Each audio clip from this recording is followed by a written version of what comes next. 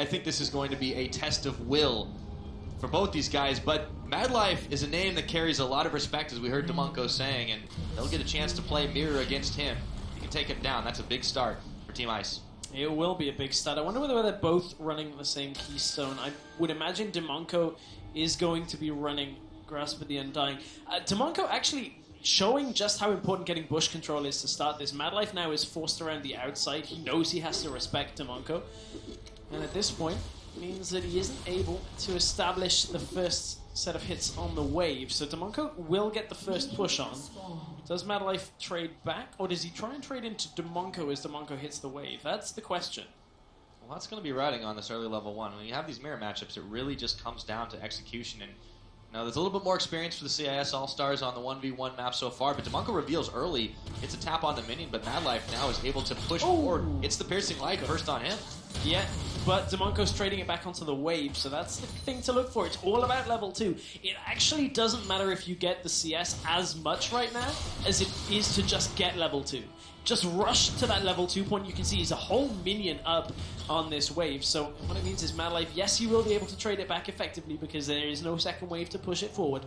But Madlife will hit that level 2 just a little behind Dimonko, but he's taken a lot of damage for it as Dimonko. Yeah, there's that level 2. Madlife just needs one more. He dropped vision, but he didn't quite get it as Madlife got his way into the bush, synchronizes it up. He's got the relentless pursuit. He's got the double tap, but Dimonko's trading back. Piercing light flying back and forth. And at the end of the day, it's still tied. It is just about even. Dimonko a little bit ahead in that kind of situation. Madlife a little lower on mana. Dimonko has a little more health, but does trade it away with that piercing light. Also interesting, I believe when the CIS region were playing, if they're still playing Takira's rules, I think Dimonko takes a little bit of mana regen runes as well in this situation. So it'll be interesting to see whether the mana gets punished here, because you can see just how low Madlife is getting. Dimonko is able to trade the damage pretty effectively, but neither of them has used their potion yet. Now, hanging on to that one just in case they need it. There's the Hell Shrine. It's going to spawn. Madlife is just going to have to settle for a shot in the dark as Dimonko now takes a piercing light as well, but he's still healthier than Madlife, and he's got more mana to boot. Yeah, he does, and you can see the Grasp of the Undying still active for both of them. The indicator on the hands there looks a bit like an airbender. But at this point, Madlife is so far... I know, right? That's the first thing I thought. I didn't notice it until you said it, but we'll just have to wait. Madlife's taken a lot of shots here.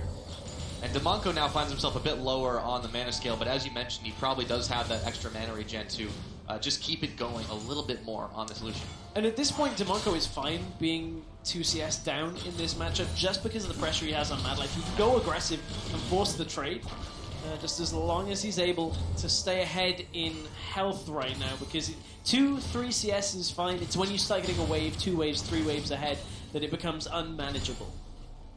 Dimonko's a lot healthier right now. He can just push these low health minions in. He's got a relentless pursuit, jump forward, gets that heal back from the Grasp of the Undying. Madlife is almost out of mana. He's zoned backwards. Dimonko may be as well, but it's not going to matter as much because he's got the positional advantage. He does right now. Dimonko's mana regen is not actually that much. I would love to see his runes, just to see exactly what he's running. Clutch Health Shrine. Madlife will be able to get the Health Shrine. Remember, 75 seconds is the respawn timer on those. Dimonko not quite as good as his teammate Kira at actually pressuring that. I'm a little surprised that they didn't put a bit more focus into the 1v1s, which sounds silly, but... put it all in Kira, man. Yeah, just put it We're still playing all right here. Now, Madlife is going to get a Grasp of the Undying proc, but Dimonko will be able to heal up on the Health Shrine of his own. So far, it really has been this full mirror. Madlife CSing just a little bit better, but both of these AD carries now having spent their biscuits, daring each other to back away if they can get just a good trade. And this is a bit of almost a preview for later, when we actually have LCK taking on IWCA. So I'm interested to see how that matchup goes. It won't be 2 Lucians later, but it will, however, be Dimonko versus Madlife. So this one is for the bragging rights going into that matchup. Oh, Dimonko is just not quite trading efficiently because Madlife is dipping into the brushes every single time Dimonko actually dashes forward. Yeah, brush control, very, very important here. And Madlife knows how to use it. Dimonko a little bit lower, but he does manage to get the Grasp of the Undying proc. Now he's the one who's zoned into the tower. Madlife's starting to push forward, and he's got a serious CS advantage here. Well, now down to 7 or 6 minions, but still, Dimonko can't quite get the shot. But Madlife keeps stepping in the brush. It's still a whole wave, and Dimonko's trying to he's not actually recalling, but he's just trying to bait Madlife to come forward, try and trade damage while the cannon minion is there, so the minion re-aggroes onto Madlife, but it's not really going to work. I don't think Madlife's going to fall for that.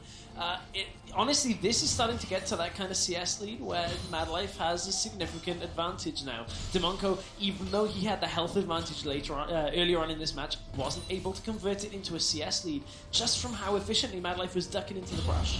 Yeah, now there's the calling out. Madlife's just going all for it. He wants to push these in. Dimonko's going to shoot his own ray of bullets, and they almost miss each other completely.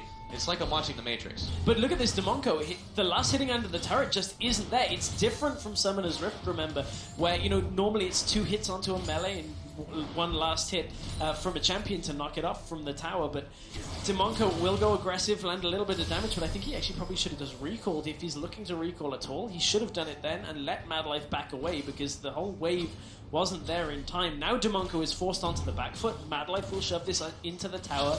Dimonko is going to have to stay here to make sure he cleans the wave up. Madlife just continues to keep the farm advantage going. It's still very slight, but when you're first to 100, it's going to make all the difference. Trying to zone Dimonko off of these last couple of minions, or at least just until they get into the tower range. Madlife's on 62 to the 52 of Dimonko, and each heading for the tower. Yeah, this looks like a Madlife, being well in control of this situation for now. I don't think Dimonko is going to be able to turn this one without somehow getting significant damage down onto Madlife, then pushing the wave into Madlife's turret and somehow getting back in time. That's a tough ask, though. Neither support has gone for the all-in, playing very cautiously. However, Madlife now has to contend with the ward that's in the brush. If Dimonko can step forward, he can start punishing him again because he can't dip in and get the vision denial anymore.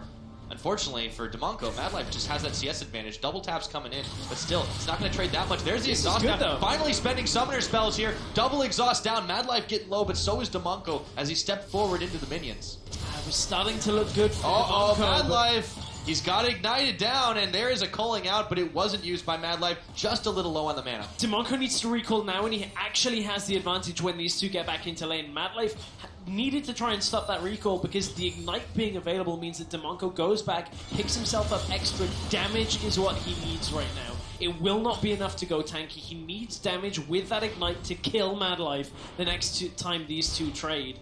He's opted for a Doran's shield and the serrated Dirk at this situation, and a cloth armor. Dimonko, you can't win this one on farming alone. You are 19 CS behind. You have to go all in with this ignite.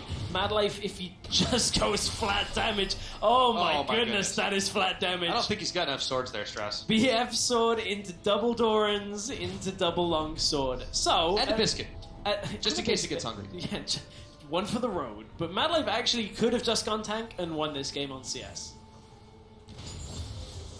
That's just how it is. And he's just going to have fun this way.